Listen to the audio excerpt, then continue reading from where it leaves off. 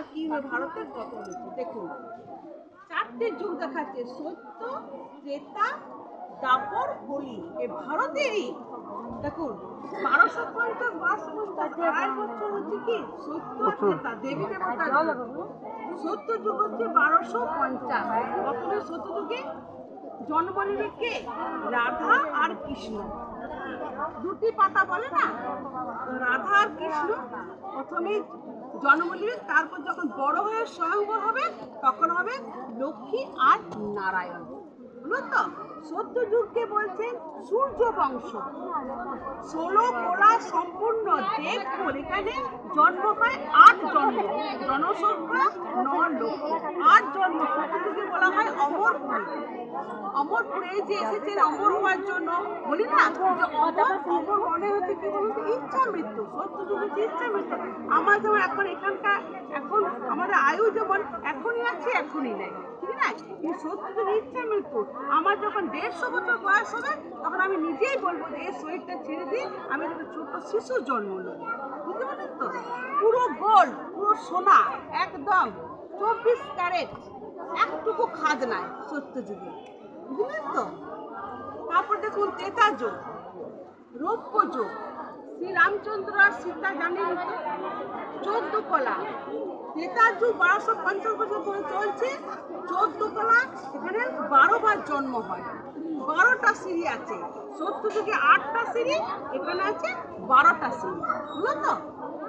দেখো ভারতে, দেখুন ভারতবর্ষে এখানে স্বর্গ, সত্য ত্রেতা এখানে স্বর্গ হইলো।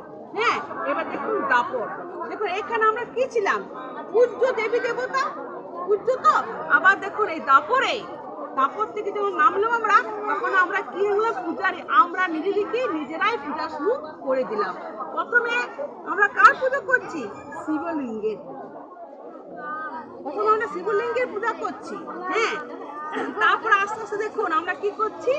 আর দেখুন শ্রীকৃষ্ণের পূজা শুরু করলাম, প্রত্যেকটা দেবী দেবতাদের পূজা শুরু করলাম। আর দেখুন শাস্ত্র লেখা শুরু হয়ে গেল, দেখলেন তো? হ্যাঁ, শেষে দেখুন এটা হচ্ছে কি, এটা হচ্ছে একদম কলিযুগ। দেখুন এখানে দেখুন শাস্ত্র লেখা শুরু হয়ে গেল। দেখুন আমরা মাটির মূর্তি তৈরি করছি, আবার বিসর্জন দিচ্ছি, ভাসাচ্ছি। হ্যাঁ, আর এটা হচ্ছে কি একদম কলিযুগ, একদম তমপ্রধান। এখন কি হয়েছে? মানুষকে সহ্য করছে, ছোট বাচ্চাগুলোকে নিগ্রহ করছে।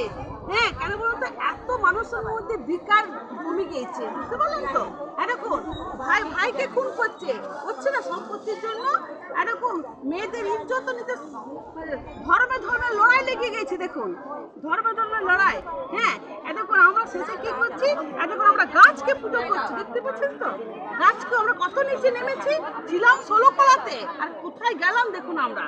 হ্যাঁ, গাছকে পুজো যখন একদম অধঃপতন হয়ে যায়, যখন পুলিশ শেষ জর্জরিত, তখন আমরা নিজেরাই বলি হে পতিত পাবন এসো, আমাকে উদ্ধার করো আমাদেরকে।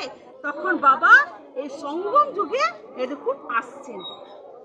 এই সঙ্গম যুগে এসে বাবা গীতা জ্ঞান দিচ্ছেন, যে গীতা জ্ঞানে আমরা কি হব? মানুষ থেকে দেবতা হব।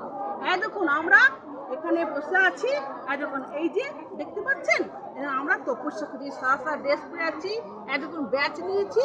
দেখুন আমরা বসে বসে কি করছি? এখানে বাবার এখানে বসে বসে আমরা তপস্যা করছি। আমাদের মনের মধ্যে যত পাপ, যত আমরা কর্ম করেছি, পাপ করেছি, সেগুলো বাবার যোগ অগ্নিতে ভস্ম করছি। ভস্ম করে আবার আমরা কোথায় যাব?